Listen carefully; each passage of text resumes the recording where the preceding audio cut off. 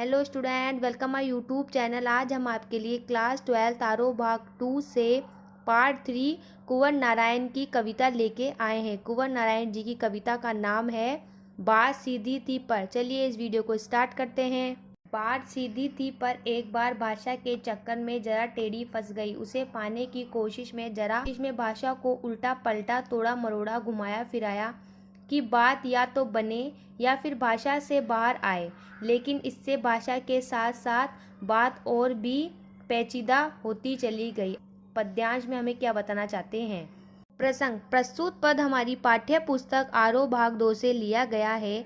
इसके रचयिताकार कुंवर नारायण है। इस पद्यांश में कवि बताना चाहते हैं कि जो सरल शब्दों में हम कोई भी बात को बोलते हैं तो वो बात बहुत ज़्यादा प्रभाव डालती है, उस बात का बहुत ज़्यादा महत्व होता है। यानी आसान तरीके से किसी बात को बताना वो अधिक प्रकाश डालती है लोगों पर, और जटिलता वाले शब्दों से अगर हम कोई बात कहते हैं तो उसमें बाधा आती है। व्याख्या।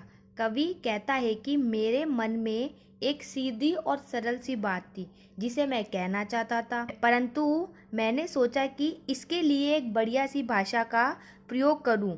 जैसे ही मैंने भाषा को जमाने के तरीके से सोचकर भाषा को बदलने की कोशिश की तो बात की सरलता ही खो गई। अर्थात भाषा के जाल में मैं फंसती चली गई और बात और भी ज़्यादा पेचीदा होती चली गई।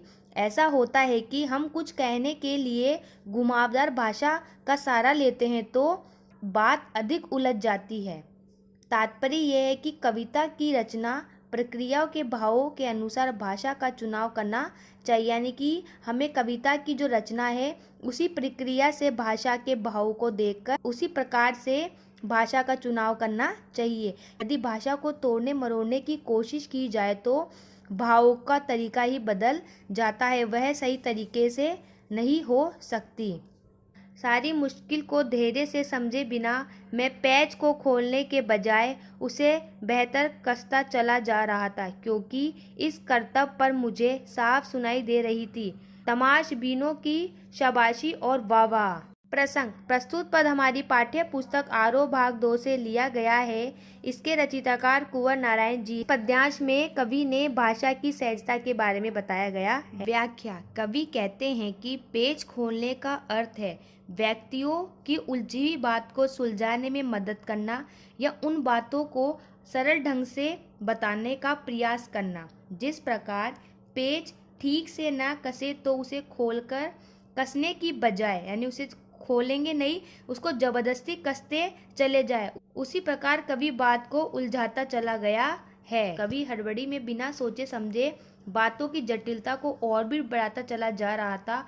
वह तमाशबीनों की वाह वाह के चक्कर में, वह जो तमाशबीनों है उनके वाह वाह के चक्कर में जो उसकी मूल समस्या थी नहीं दे पा रहा था। अभिव्यक्ति को बिना सोचे समझे उलझाने को कवि ने कर्तव्य कहा। यानी कवि बताते हैं कि बिना सोचे समझे बात को उलझाने को मैंने कर्तव्य कहा है। ये इस पद्यांश का मुख्य उद्देश्य सिर्फ इतना सा ही है कि कवि और जो रचनाकार है उनको धैर्य से और सरलता से बात को आगे बढ़ाना चाहिए और बिना सोचे समझे बातों को उलझाना गलत है। आखिरकार वही हुआ जिसका मुझे डर था और जबरदस्ती से बात की चूड़ी मर गई और वह भाषा न बेकार घूमी। हार कर मैंने उसे कील की तरह उसी जगह ठोक दिया। ऊपर से ठीक ठाक पर अंदर से न तो उसमें कसाव था न ताकत।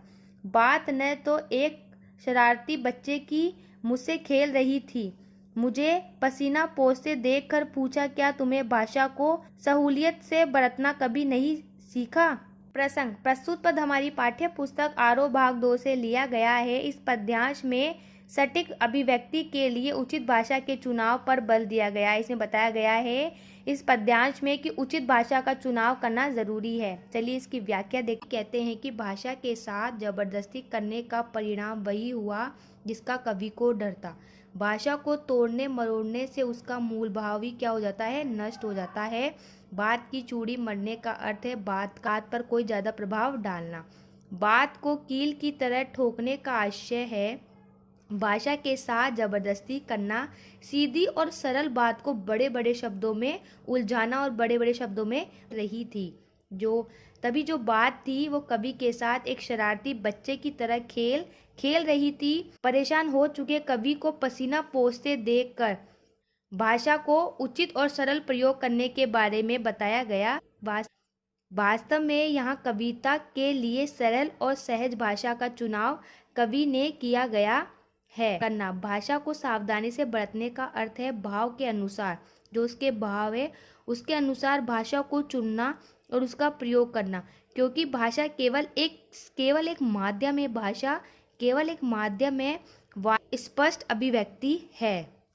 इन सभी पद्यांश में आप ये विशेष लिख सकते हैं। फर्स्ट, कविता की भाषा सरल साहित्य खड़ी बोली है। सेकंड, भाषा सहज होते हुए भी विलंब प्रधान है। थर्ड, भाषा में तत्सम तथा उर्दू शब्दों के मेल से विशेष प्रभाव आया है। फोर्थ, पसीना पोंछना परेशानी के अर्थ को सूचित करने वाला मुहावरेदार प्रयोग है। Thank you watching my video.